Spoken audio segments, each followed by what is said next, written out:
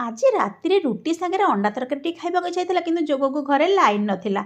मसलाटा केमती बाटिबा और रोसे केमती करवा मन को आसीला गोटे नुआ उपाय से उपायटी आपण मानक बतईदेवी मु निश्चय। अंडा को सिझेकी भाजिकी रखिली मसला पियाज रसुण टमाटो तो आगुरी काटी बर्तमान ताको केमिति करवा से प्रेसर कुकर में पियाज रसुण आउ टमाटर को सिझेली टिके लुण देके गोटे सीटी आसला पर्यंत बसईदेली। गोटे सीटी रे सबू जिनस सिझी जाता गोटे पोटैटो मैशर साहाय्य भल भाव मैश करागला। मसलाटी रेडी हो जाता।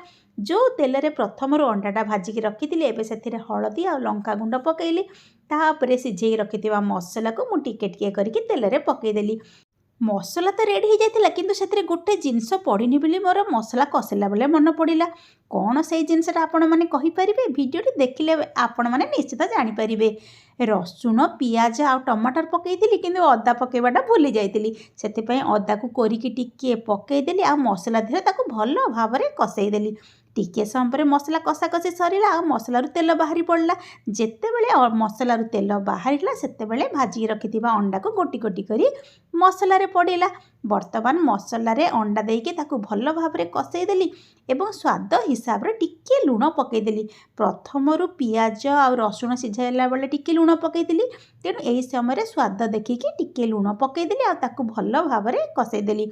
बर्तमान तरकारीटा आउ टिके स्वाद लगे जदि आपण पानी देके टिके टिके कषैब से यही समय मु टिके पानी देली एवं ताकू घोड़े सीम आंचरे 5 मिनिट बसईदेली।